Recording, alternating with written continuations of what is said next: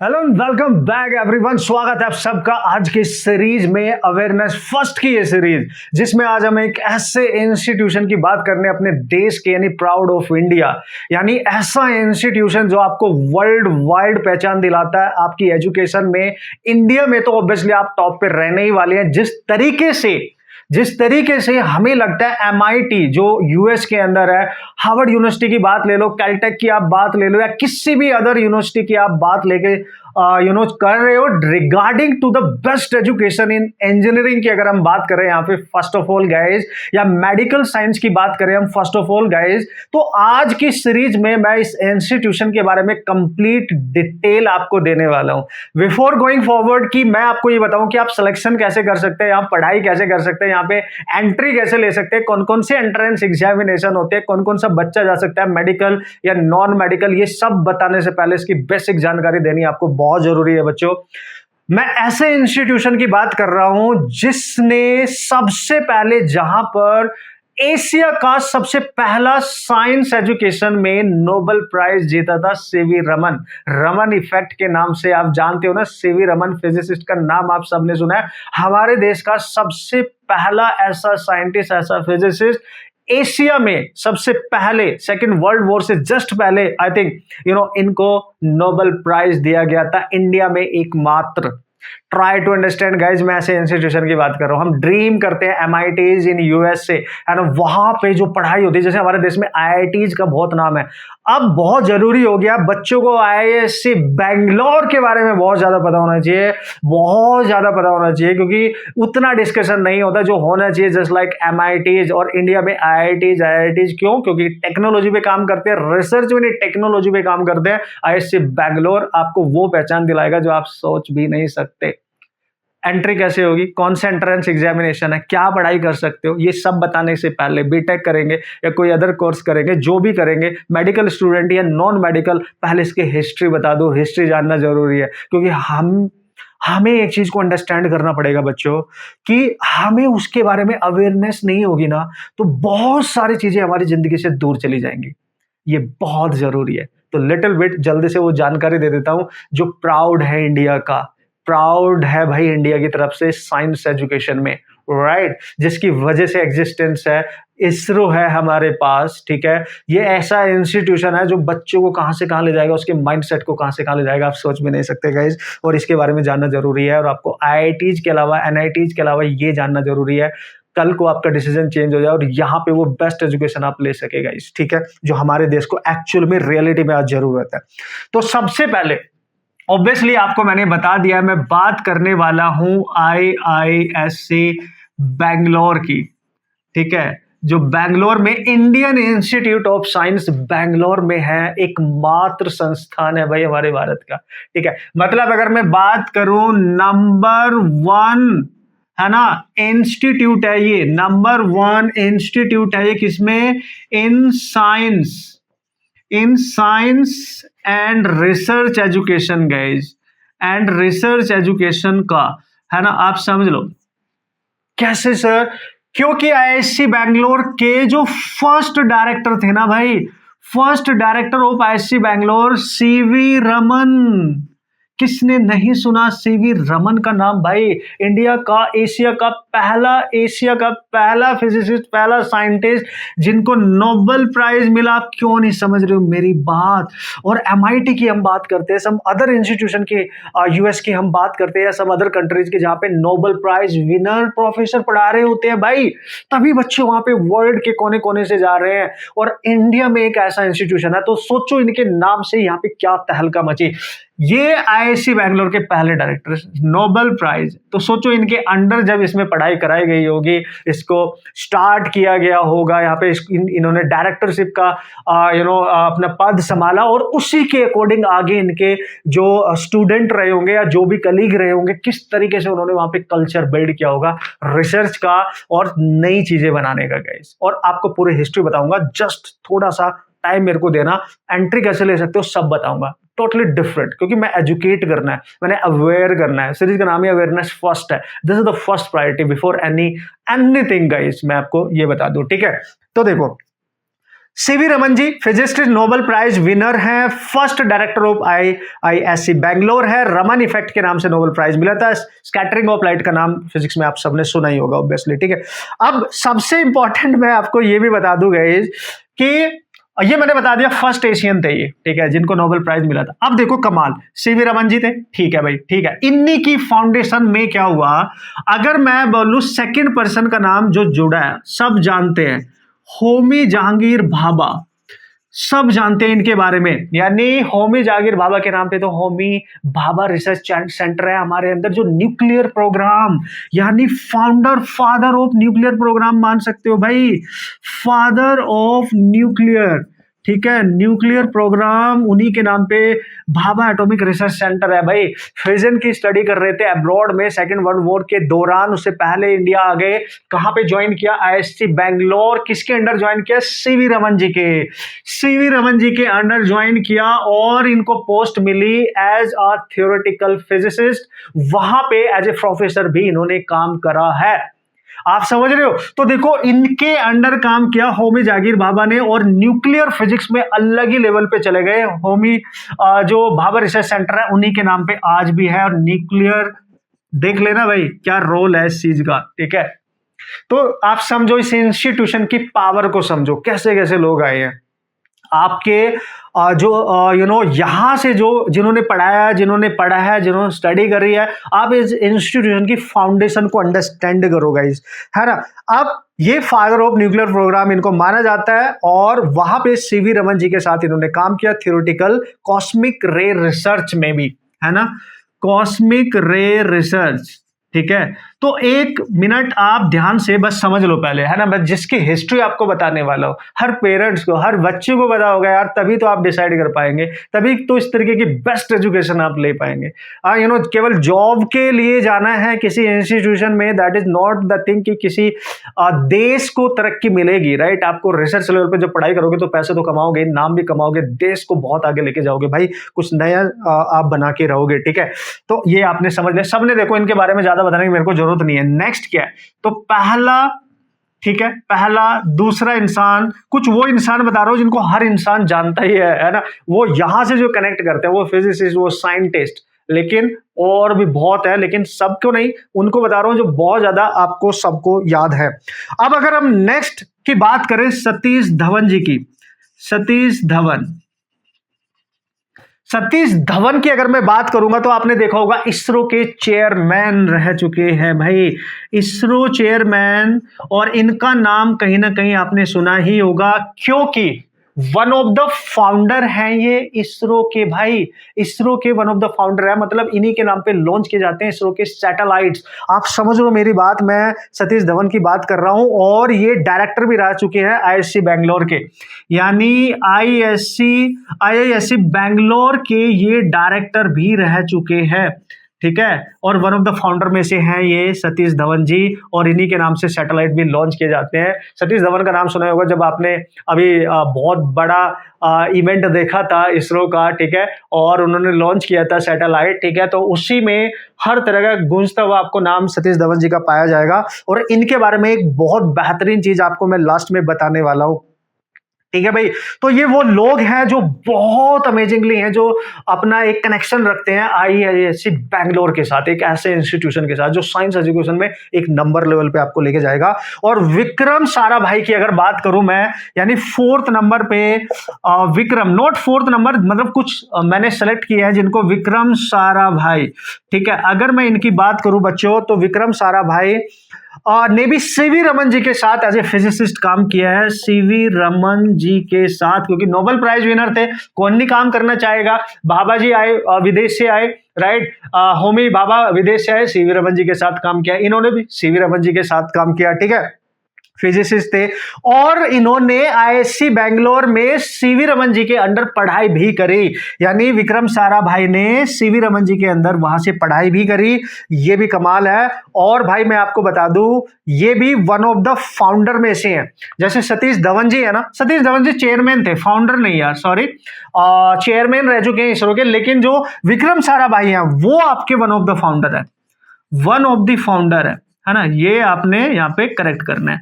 One of the founder है किसके sir, ISRO के, है ना, स्पेस एजेंसी हमारे देश की, just like NASA in USA. तो भाई देख लो आप, कमाल है, ये कमाल है, मतलब ऐसे ऐसे लोग इससे रिश्ता रखते हैं आईआईएससी बैंगलोर से भाई। तो स्पेस प्रोग्राम में इनका बहुत बड़ा नाम है, विक्रम साराभाई जी का, और आप देख लो यहाँ पे, ठीक है। तो सीवी रमन जी के साथ इन्होंने काम करा है। अच्छा सर, ठीक है। अब और इसके बारे में आप क्या जानकारी देना चाह रहे हो? तो मैंने नोबेल प्राइज की बात कर ली, अब होमी जी की बात कर ली, इन्हीं से कनेक्ट करते हैं सारा। सतीश धवन जी की बात कर ली, अब सतीश धवन जी के बारे में आ जाओ। सतीश धवन जी जब आईआईएससी बैंगलोर में डायरेक्टर थे, प्रोफेसर भी थे, है ना, जिस समय प्रोफेसर थे, तो एपीजे अब्दुल कलाम, हर इंसान जानता है मिसाइल मैन को, मिसाइल मैन को, जिस समय अपने मिसाइल प्रोजेक्ट पे यानी एरोस्पेस प्रोजेक्ट पे काम कर रहे थे, जो प्रॉब्लम फेस कर रहे थे, इन्होंने अप्रोच किया था, सतीश धवन जी को ही अप्रोच किया था, जो उस समय प्रोफेसर थे आईआईएससी बैंगलोर में, और उनकी प्रॉब्लम को सॉर्ट आउट किया था। और एपीजे अब्दुल कलाम जी ने आईआईएससी बैंगलोर के अंदर क्लासेस भी लगाई थी सतीश धवन जी की, इस प्रोजेक्ट पे, जो जिनको कहा जाता है मिसाइल मैन। आप समझ रहे हो? ये कमाल की रिलेशनशिप है, कनेक्शन देखो आप, कमाल की है। मतलब जिस समय ये प्रोजेक्ट चल रहा था, आपने एक मूवी में भी देखा हुआ होगा, तो उस समय जब प्रोजेक्ट ये चल रहा था, तो उस समय जो प्रॉब्लम आई थी, तो क्योंकि इनको बहुत नॉलेज थी स्पेस के रिगार्डिंग, चेयरमैन भी रह चुके थे इसरो के, वहां पे डायरेक्टर भी थे, आईआईएससी बैंगलोर के डायरेक्टर भी रह चुके, वहां प्रोफेसर भी थे, टीच भी करा रहे थे बच्चों को। तो एपीजे अब्दुल कलाम जी ने इनको अप्रोच करा था। आप कमाल देखो यार, ठीक है। और उनकी क्लास भी अटेंड आईआईएससी बैंगलोर कैंपस में कुछ वीक्स तक उन्होंने अटेंड करी थी। तो दिस इज अमेजिंग गाइस। तो हम ऐसे एक इंस्टीट्यूशन की बात कर रहे हैं, आईआईएससी बैंगलोर, इससे ज्यादा मैं क्या ही बताऊं। अब आप बोलोगे सर करंट सिचुएशन बताओ, ये तो बहुत पुरानी सिचुएशन है। भाई बहुत पुरानी है, तभी तो फाउंडेशन स्ट्रॉन्ग है, तभी तो इतनी पॉपुलैरिटी है, तभी तो इतना नंबर 1 है, ना जाने कितने सालों से इंडिया के अंदर, राइट। और यहाँ की एजुकेशन मतलब ड्रीम होता है। ये करंट चीज बताऊं, चलो बता देता हूं। करंट अभी की सिचुएशन बताता हूं, हम किसने क्या तहलका मचाई है, यहां से पढ़ाई करके, यहां से कनेक्ट करके, यहां से रिसर्च करके, यहां से ट्रेनिंग करके, एक तरीके से, राइट। ओके, तो 2 नाम तो हर बच्चे ने सुना होगा, हर पेरेंट्स से सुना होगा, हर इंसान ने इवन सुना होगा, जो साइंस से रिश्ता भी नहीं रखता है, क्योंकि सोशल मीडिया का जमाना है, इंटरनेट का जमाना है, यूट्यूब का जमाना है, इंस्टाग्राम का जमाना है। आप समझ लो हर इंसान के पास ये इंफॉर्मेशन होती है। तो सबसे पहला नाम जो तहलका मचाई आपने सुना होगा, तृपित बंसल का नाम तो पक्का ही सुना होगा, हर न्यूज में इसका नाम आया होगा। कैसे, क्यों आया? कारण ये था इसका नाम न्यूज में आने का, क्योंकि 800 करोड़ की सैलरी ऑफर की गई इस इंसान को as a AI researcher. Oh my god, as a AI researcher guys, artificial intelligence researcher Silicon Valley में, by Facebook founder, FB founder यानी मार्क जकरबर्ग, ठीक है। ओ हो, yes, that is super amazing guys. तो ये वायरल की तरह, एक वायरल की तरह बोल रहा हूं, ये वायरल हो गया था ये इंसान कि 800 करोड़ की salary, my God, AI researcher में। लेकिन आप समझ लो, उससे पहले ओपन एआई के साथ काम कर चुका, सैलरी ऑफर कर दी। एफबी ने, रिलेशन क्या है सर, इस इंसान का रिलेशन है आईआईटी कानपुर से पढ़ाई करी, फिर विदेश गया, एमआईटी से आई थिंक पढ़ाई करी। लेकिन मैं जो बताना चाहता हूं, ये बताना चाहता हूं कि आईआईएससी बैंगलोर से भी इसका रिलेशन है, क्योंकि इन्होंने आईआईएससी बैंगलोर में इंटर्नशिप करी थी, है ना, रिसर्च किया था इन्होंने भाई आईआईएससी बैंगलोर में। तो आप समझ लो इस इंसान का नाम, क्योंकि भाई हमारे देश के अंदर एक मात्र संस्थान है जो रिसर्च में आपको एक नंबर लेवल तक लेके जाएगा, और तृपित बंसल का नाम उसके साथ जुड़ा हुआ है, समझ लो आप। हालांकि इसकी एजुकेशन बहुत तगड़ी है, कानपुर आईआईटी और MIT IISc Bangalore research internship के तौर पे इसने यहां से करी है। That is amazing guys. ऐसे ऐसे लोग, ऐसे बहुत होंगे, लेकिन जो वायरल हो गए वो बता रहा हूं, जिससे तुम्हें याद आ जाए, तुम्हें मोटिवेशन आ जाए। अच्छा चलो भाई, नेक्स्ट आ जाते हैं। अभी अभी आपने नाम सुना होगा शुभांशु शुक्ला का, ठीक है। शुभांशु शुक्ला का नाम सुना होगा, जो कि पायलट हैं इंडियन एयरफोर्स के, और एस्ट्रोनॉट बन चुके हैं भाई, एस्ट्रोनॉट बन चुके हैं। फर्स्ट एस्ट्रोनॉट जो जो कहां पे गया भाई, इंटरनेशनल स्पेस सेंटर पे गया है ना। ये शुभांशु शुक्ला की हिस्ट्री बता रहा हूं मैं। फिर आप बोलेंगे सर फिर उससे क्या होगा, ISS इंटरनेशनल स्पेस स्टेशन पे पहला बना ये पहला बंदा, ठीक है, आप समझ लो पहला बंदा बना ये इस स्टेशन पे जाने वाला। तो that is the main thing, he become the India's first astronaut, India's first astronaut, ठीक है, इंडियाज फर्स्ट एस्ट्रोनॉट जिसने इंटरनेशनल स्पेस स्टेशन को अभी विजिट किया। सबने वीडियो देखी होगी, सबने बहुत अच्छे से देखा होगा। तो सर क्यों बता रहे हो उनके बारे में, इसलिए बता रहा हूं क्योंकि बच्चों इसने एमटेक किया है इस इंसान ने in aerospace engineering, aerospace engineering MTech किया है। कहां से, IISc बैंगलोर से ही। मतलब आप समझ लो मेरी बात, मैं क्या कह रहा हूं, this is not about all about the कि आप NIT में, आप IIT में, आप IISc बैंगलोर में, किसी अदर इंस्टीट्यूट में, and you are just looking for your job. This is not like that. This is कि आप कितने अच्छे से, कितने डेडिकेट होके उस पढ़ाई को करते हो, रिसर्च लेवल पे करोगे तो आपको फेम मिलेगा, नाम मिलेगा, पैसा मिलेगा, सब कुछ मिलेगा। This is the difference, you have to understand this difference. काफी हो गया ना, यस। तो this is all about guys, आप देख लो करंट वाली सिचुएशन और पास्ट वाली सिचुएशन सब मैंने आपके साथ डिस्कस कर ली है, and this is really super amazing. कहीं ना कहीं ये समझना पड़ेगा आपको, है ना, ये समझना पड़ेगा आपको। If you are looking for a higher package then go for IIT for tech, and this is for research. और उस टेक में भी रिसर्च लेवल पे जाओगे तो जस्ट लाइक आपको CEO या बेस्ट जॉब ही मिलने वाली है, या बेस्ट नाम आपका इंडिया में होने वाला है, क्योंकि एक नई चीज आप बनाने वाले हो और इंडिया की ग्रोथ में अपना नाम दर्ज कराने वाले हो बॉस। तो ये ऐसे ऐसे इंस्टीट्यूशन में पढ़ाई करने का अपना अलग ही मजा होता है। अब मैं आपको बताने वाला हूँ कौन कौन से entrance examination for medical and non medical student जिसके थ्रू आप एंट्री ले सकते हैं इस कैंपस में।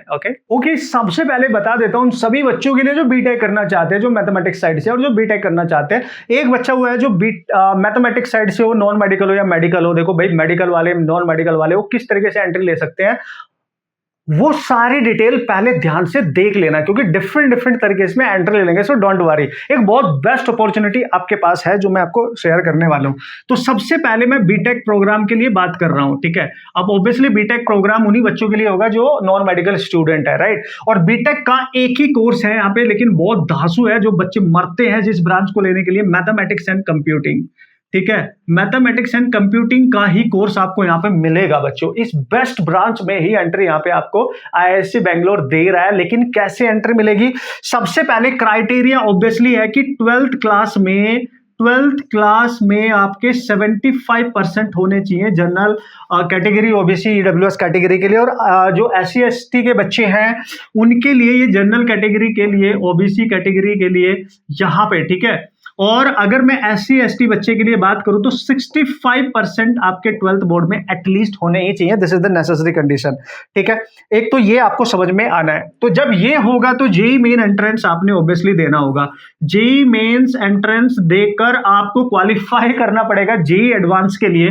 तो ये भी देना है, इसको क्वालिफाई करना है और इतनी अच्छी परसेंटाइल यहाँ पे लेके आनी है कि जेई एडवांस के लिए आप एलिजिबल हो जाए। और जेई एडवांस को देने के बाद जेई एडवांस को क्वालिफाई भी करना है, लेकिन वेरी गुड मार्क्स आपके होने चाहिए, वेरी गुड रैंक आपकी होनी चाहिए। ध्यान रखेंगे, keep in mind guys, rank बहुत शानदार होनी चाहिए, क्योंकि ये एक नंबर आज के जमाने की सबसे टॉप की ब्रांच चाहिए। जैसे AI होगी, डेटा साइंस होगी, मैथमेटिक्स कंप्यूटिंग होगी, ये मशीन लर्निंग, ये टॉप पे चल रही है भाई। बस अभी तक CSC केवल राज करती थी, ये टॉप पे चल रही है, अब आप समझ रहे हो। तो जेई एडवांस ये ही एक रास्ता है। आप बोलोगे सर जेई एडवांस तो हमने क्लियर ही नहीं किया, जेई एडवांस के थ्रू ही जाना था IIT में चले जाते कहीं और, लेकिन IISc Bangalore is my dream campus. तो फिर आपको यहाँ पे मैं प्रोसेस बता रहा हूं। लेकिन अगर आपका जेई एडवांस क्लियर नहीं हो, डोंट वरी, दूसरा भी तरीका है, लेकिन बीटेक नहीं मिलेगा उसमें। फिर आपको किसी पर्टिकुलर सब्जेक्ट में पढ़ाई करने का मौका मिलेगा, स्पेशलाइजेशन करने का मौका मिलेगा एक नंबर तरीके से, ठीक है। पहले सीख लो, सारी चीजें समझ लो। तो बच्चों यहाँ पे अगर मैं आप जेई एडवांस को मैं मान लेता हूं कोई बच्चा क्रैक करता है और उसका सपना है कि भाई IISc से मैंने ये बीटेक मैथमेटिक्स कंप्यूटिंग बीटेक करना है और मैंने करना है, मेरी बहुत अच्छी रैंक है, ठीक है। तो यहाँ पे फी स्ट्रक्चर क्या होगा बच्चों, अगर मैं फी स्ट्रक्चर की बात करूं तो 3,02,000 पर ईयर का फी रहेगा इसमें। लेकिन फी थोड़ी सी ज्यादा है, लेकिन टॉप का इंस्टीट्यूशन है। लेकिन यहाँ पे 3,02,000 का मतलब इसमें सब कुछ है। इसमें ट्यूशन फी है, इसमें हॉस्टल फी है, इसमें मेस फी है, सारी फी इसमें इंक्लूडेड होती है ना। और अगर SC ST बच्चे के लिए बात की जाए जाएगी तो 1,02,000 पर ईयर होता है, क्योंकि ट्यूशन फी माफ होती है। अदर जो फी होती है वो सारी यहाँ पे है, हॉस्टल मेस वेस सब कुछ जो अदर होगी, इंस्टीट्यूशन जो फी होती है वो सब कुछ, ठीक है। तो ये आपने याद रखना है। टोटल जो नंबर ऑफ सीट्स हैं बच्चों यहाँ पे अगर मैं बताऊं, टोटल सीट्स इस ब्रांच के लिए 52 है। 52 उसमें भी आपकी 40 सीट्स को अलग कर दो, क्योंकि जो 8 सीट्स हैं वो फीमेल कैंडिडेट्स के लिए है ना, और जो 4 सीट्स हैं वो किसी फॉरेन स्टूडेंट के लिए, जो फॉरेन स्टूडेंट होते हैं उनके लिए, ठीक है। बाकी रिमेनिंग जो सीट्स हैं वो आपकी कैटेगरी के अकॉर्डिंग वहां पे डिवाइड हो जाती है। समझ गए आप। So this is the main criteria अगर आप बीटेक करना चाहते हो आईआईएससी बैंगलोर से, this is all about, and ये आपको पता होना चाहिए बॉस, ठीक है। अब आप बोलोगे सर जेईई एडवांस और जो मेडिकल वाले बच्चे हैं उनके पास मैथमेटिक्स भी है, वो भी करना चाहते हैं, तो फिर जेईई एडवांस ही नहीं निकला सर, फिर क्या करेंगे? बता रहा हूं, टेंशन नहीं लेने का। चलते हैं नेक्स्ट स्टेप पर। अब बात आ जाती है उन सभी बच्चों के लिए जो जेईई एडवांस क्लियर नहीं कर पा रहे, अब चाहे वो मेडिकल बच्चा हो विद मैथ और प्लस वो नॉन मेडिकल बच्चा हो, ठीक है, जो ऑब्वियसली मैथमेटिक्स वाले होते हैं। इन दोनों बच्चों के लिए एक अदर एग्जाम आईएटी, जिसका बहुत ज्यादा प्रचलन हो गया है, यानी जो आइजर्स आपके एग्जाम है, जितने भी कैंपस है आइजर के लिए, यानी आइजर एप्टीट्यूड टेस्ट आपको देना पड़ेगा। इस बार से इसकी अवेयरनेस बढ़ी है, तो ये बहुत तगड़ा एग्जाम है, बहुत तगड़े इंस्टीट्यूशन में आपकी एंट्री दे रहा है। मतलब बच्चों मैं आपको बता दूं, लिटरली इस एग्जाम को देके केवल इस एग्जाम को देके आप आइजर, Indian institute of science education and research, जो जैसे जब शुरुआत हुई थी आईआईटीज की, 7 आईआईटीज, अभी भी जो टॉप 7 आईआईटीज है उनकी शुरुआत हुई थी, और आइजर्स के भी 7 कैंपस है। रिसर्च अभी तक एक आईआईएससी बैंगलोर था केवल पढ़ाई में, साइंस एजुकेशन रिसर्च में, बेसिक साइंस में, अब ये 7 आइजर्स के भी कैंपस आपके पास है। मतलब इस एंट्रेंस को देके आप आइजर में तो जा ही सकते हो, आप आईआईएससी बैंगलोर में भी जा सकते हो और आप आईआईटीज में भी जा सकते हो। आईआईटीज में भी एंट्री दे रखी है, एक मात्र इंडिया का ऐसा एग्जाम जो फ्यूचर में बहुत फेमस होने वाला है, बहुत तकड़े तरीके से एक अदर बेस्ट ऑप्शन बच्चों के पास बन जाएगा। फिर बच्चों पे लोड नहीं आएगा कि नीट ही देना है, कि जेईई मेंस ही देना है, क्योंकि लिमिटेड सीट्स हैं, लिमिटेड चीजें हैं। ये एंट्रेंस एग्जामिनेशन टॉप के इंस्टीट्यूशंस में आपको एंट्री दे देगा, और इसकी कंप्लीट जानकारी हालांकि मैंने दे रखी है, लेकिन इसकी अलग से मैं वीडियो बनाऊंगा, कंप्लीट एनालिसिस क्या होता है, कैसे होता है, कितने क्वेश्चंस है, कितने कैंपस है, कितनी फी होती है, क्या प्लेसमेंट होता है, किस तरीके से एंट्री ले सकते हैं, सब कुछ। लेकिन यहां मैं ये बता रहा हूं कि सिंगल एंट्रेंस एग्जाम से, चाहे मेडिकल का बच्चा हो चाहे नॉन मेडिकल का बच्चा हो, दोनों बच्चे दे सकते हैं। और इस एग्जाम को जरूरी नहीं किसी मेडिकल के बच्चे के साथ मैथ्स हो, मैथ्स की कंडीशन केवल आईआईएससी बैंगलोर के लिए, राइट। आप मेडिकल हो, बायोलॉजी हो, फिजिक्स केमिस्ट्री बायोलॉजी हो, नो प्रॉब्लम, मैथमेटिक्स, तब भी आप ये एग्जाम दे सकते हो। इसकी अलग से वीडियो बनाऊंगा, लेकिन फिलहाल हम आईआईएससी बैंगलोर की बात करें तो आईआईटी एग्जाम देना है आपने, आईआईटी और आईआईएससी बैंगलोर में आप जा सकते हो। क्या करेंगे यहां से? बीएससी करेंगे, किसमें? रिसर्च लेवल पे आप बीएससी करने वाले हो, जो 4 ईयर का प्रोग्राम होगा। डन। तो किस में कर सकते हो आप? बायो में बीएससी कर सकते हो, किस में कर सकते हो आप? फिजिक्स में बीएससी कर सकते हो, किस में कर सकते हो आप? ये नॉर्मल नहीं होगा बॉस, ये एक नंबर लेवल होगा, मतलब इंडस्ट्री के लिए आपको तैयार किया जाएगा, रिसर्च लेवल पे आपको तैयार किया जाएगा। जॉब अपॉर्चुनिटी बहुत तगड़ी होती है, साइंटिस्ट आप बनोगे। एक्चुअली आप समझो, इस प्रोग्राम को करके एक तरीके से आप साइंटिस्ट टाइप ऑफ कैटेगरी में आ रहे हो यार। आप चाहे आइजर से करो, आईआईएससी बैंगलोर से करो, रिसर्च लेवल पे आप पढ़ाई कर रहे हो, ठीक है। और अगर कोई मैथ का बच्चा है तो मैथमेटिक्स में कर सकता है, जैसे इंटरेस्ट होता है बच्चे का। मटेरियल्स में कर सकता है, मटेरियल्स बहुत जरूरी है ये पढ़ाई। अगर किसी बच्चे को रिसर्च लेवल पे जाना है, मटेरियल्स की स्टडी कर ली, तो जितने भी इलेक्ट्रॉनिक्स इंडस्ट्री है, some other industry, tech industry है, वहां पे इनका बहुत काम होता है। भाई सुंदर पिचाई ने ना मेटलर्जिकल इंजीनियरिंग में की थी, उस जमाने में जब लोग करते भी नहीं थे, उस ब्रांच को लेते भी नहीं थे। आप समझो उसमें इतना डेप्थ में गया, क्योंकि उसी से सारी चीजें बनती है। फिर सेमीकंडक्टर, ये वो इंडस्ट्री आप देख रहे हो ना, बूम आ रहा है सेमीकंडक्टर का। क्यों आ रहा है? क्योंकि चिप बनती है भाई, मटेरियल्स है ना। This is a material study. तो ये बहुत बढ़िया ब्रांच है एक तरीके से। और नेक्स्ट है आपका अर्थ साइंस, ठीक है, earth science and environmental science, इसकी भी स्टडी आप कर सकते हो कंप्लीट रिसर्च लेवल तक। ये बहुत तगड़ी अपॉर्चुनिटी है। मेडिकल बच्चा है, नॉन मेडिकल है, सबके लिए, ये सबके लिए, ठीक है। बस मेडिकल के लिए यहाँ पे आईआईएससी बैंगलोर से कर रहे हैं, चूंकि बस कंपलसरी है कि उसके पास मैथ्स भी होनी चाहिए, वही बच्चे अप्लाई कर सकते हैं। अब बच्चों रिक्वायरमेंट क्या है? देखो, अगर किसी बच्चे ने अपना 12th पास किया 2025 में या 2026 में जो करेगा वो तो एलिजिबल है ही। 2026 एग्जाम के लिए, जिसने एक साल पहले भी किया है, मतलब 2025, वो भी इसमें इस एग्जाम को दे सकता है, यानी अपने अटेम्प्ट कर सकता है। जिसने 2025 में 12th पास किया वो भी दे सकता है, जो 2026 में करेगा वो भी दे सकता है। अच्छी बात होगी कि नहीं। अब यहाँ पे एलिजिबिलिटी क्या है ये बता दूं मैं आपको। 60% रिक्वायरमेंट है इस प्रोग्राम के लिए, नॉट 75, 60% रिक्वायरमेंट है किसके लिए, जनरल, ओबीसी और ईडब्ल्यूएस बच्चे के लिए। और अगर मैं बात कराऊं SC ST बच्चे के लिए, तो उन्होंने क्लियरली बोला है जस्ट पास बच्चा होगा तो अटेम्प्ट कर सकता है, जस्ट पास होंगे तब भी अटेम्प्ट कर सकते हैं। कूल है, बिल्कुल सर कूल है। तो यहां पे आपने ध्यान देना है। अब एंट्रेंस एग्जामिनेशन कौन सा है मैंने आपको बता दिया, IIT। ये ही आप इस प्रोग्राम को कर सकते हो, इसी के थ्रू कर सकते हो, ठीक है भाई। IISc बैंगलोर से टोटल नंबर ऑफ सीट्स कितनी है बच्चों, 138 टोटल सीट्स है। टोटल जो सीट्स हैं वो 138 हैं, ठीक है। फिर उनको डिवाइड किया है डिफरेंट 5 फॉरेन बच्चों के लिए है, 22 फीमेल बच्चों के लिए है, 111 यानी 111 फिर रिमेनिंग जितने भी बच्चे हैं उनके लिए सीट्स यहाँ पे बनाई गई हैं, ठीक है boss. So this is all about guys, this is all about your entrance examination. और 2 एंट्रेंस मैंने आपको बता दिया। बीटेक करना है तो जी एडवांस वाला ही रास्ता है, लेकिन अगर BSc इन रिसर्च में करना है तो बच्चों आप चाहे मेडिकल के हो चाहे नॉन मेडिकल के हो, और मेडिकल में जिस बच्चे के पास PCMB दोनों ही होने चाहिए, फिजिक्स केमिस्ट्री बायोलॉजी के साथ मैथ भी होना चाहिए, वही बच्चा दे सकता है और वो सब कर सकते हैं। अगर मैं फी की बात करूं, इस प्रोग्राम की फी बहुत कंफर्टेबल है।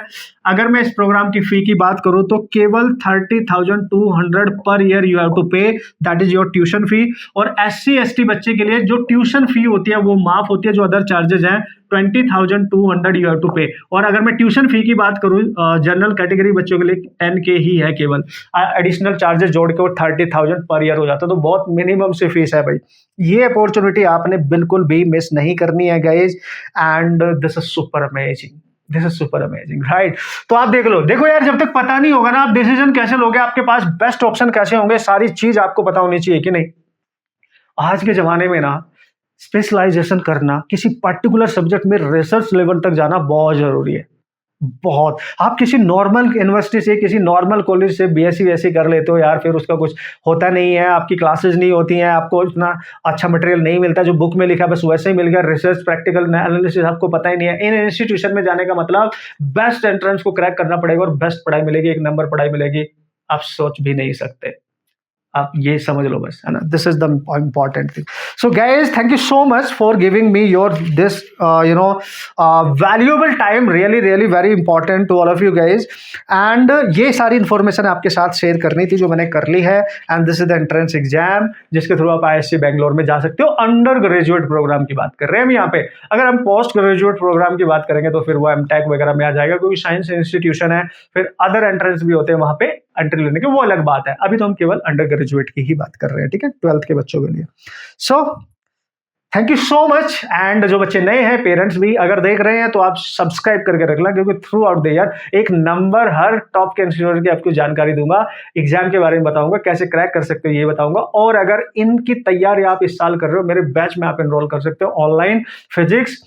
फिजिक्स के लिए आप 11th क्लास 12th क्लास से ही तैयारी कर रहे हो, या 12th फ्रेशर में तो 12th में एनरोल कर लेना, लेकिन नीट जेईई मेंस के लिए तैयारी कर रहे हो तो ये आपको एक नंबर है जो फिजिक्स में आपको सुपर स्ट्रॉन्ग बना देगा। फिर चाहे आप जेईई मेन के लिए तैयारी करो, IIT एग्जाम के लिए तैयारी करो, या किसी भी नीट एंट्रेंस के लिए तैयारी करो, फिजिक्स में आप एक नंबर हो जाएंगे गाइज। वो डिफरेंट टेक्निक और मेथड्स आपको सिखाए जाएंगे कि आपको न्यूमेरिकल सॉल्व करने आएंगे। और सबसे बड़ी सुपर पावर एक बच्चे के लिए होती है कि वो न्यूमेरिकल कैसे सॉल्व करे, सबसे बड़ी टेक्निक होती है। और थ्रू आउट द ईयर आपकी हेल्प की जाएगी, आपके डाउट सॉल्व किए जाएंगे, जो सबसे जरूरी होते हैं पूरे कोर्स में ना। चाहे जेईई के PYQ हो, नीट के PYQ, जेईई एडवांस के PYQ, सब कुछ कराए जाएंगे। क्योंकि आपने देखा होगा 2025 से सब कुछ बदल गया है, पेपर का लेवल, न्यूमेरिकल का लेवल एक नंबर हो गया है। कॉन्सेप्ट के साथ साथ आपको ये सिखा दूंगा कि न्यूमेरिकल सॉल्व कैसे कर सकते हैं।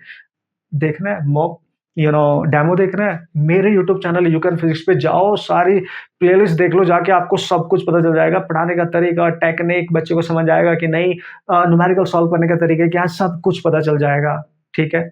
और मेरी एक बुक है यू कैन फिजिक्स की, जो मैं आपको दूंगा गाइस, एक नंबर तरीके से वो न्यूमेरिकल उसमें है जो जेईई मेन नीट लेवल तक आराम से निकाल लोगे। ये IIT एग्जाम में जो क्वेश्चंस आते हैं आराम से आप सॉल्व कर सकते हो आसानी से। बाकी मैं हूं आपके साथ हर चीज आपको सिखाने के लिए। ओके, टेक केयर, अपना ख्याल रखें, ऑल द बेस्ट।